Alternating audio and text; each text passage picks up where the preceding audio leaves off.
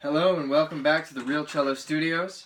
Now that we have our beautiful bow holds set up, we're going to work on bringing that to the instrument and producing a beautiful tone. So we want to make a beautiful sound always, unless we don't, and we're intentional about it. So what's the most important thing at first is finding that sweet spot. It's really just on the other side of the fingerboard, from my perspective. Not too close to the bridge, not over the fingerboard. Go ahead and place the bow on the D string. Let the weight of the bow do some of the work, and with that nice bow hold intact, draw the bow across the string.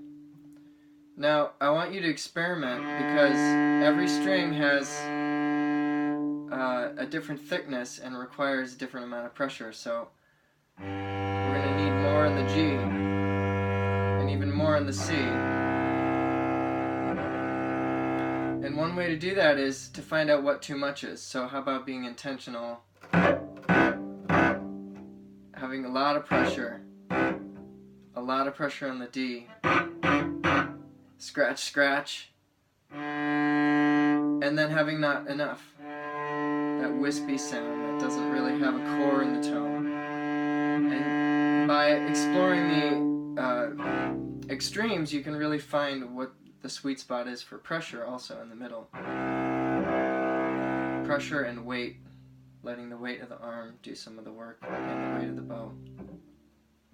So explore that in the sweet spot, and then the other piece that's going to affect the tone pretty dramatically is whether the bow is straight, and being consistent with that. And so if you notice, if I only draw the bow with my upper arm, I'm going to end up high. The frog ends up high to perpendicular. And if I only draw the bow, same on a down bow, with the lower arm, it's going to get pushed out. So we need this happy medium to where if we split the difference between the two, we're going to end up straight. Practicing in front of a mirror is really crucial if you have one, because you'll give yourself the opportunity to have that visual cue to see whether you're straight or not. Now, I would just want to cue you in that in the lower half of the bow, here, the upper arm is going to be doing more of the motion, and in the upper half, the upper arm is going to be doing more of the motion, proportionately. So it's always a blend, and the motion is initiated with the big arm. But in order to keep it straight, I have to open my elbow. Close my elbow and then let it drop as I come in. So practice that with a slow, long bow, taking whole bows on every string.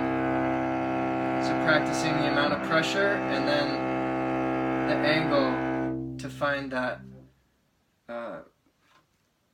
that movement that's needed in order to keep the bow straight and draw a beautiful tone out of the instrument.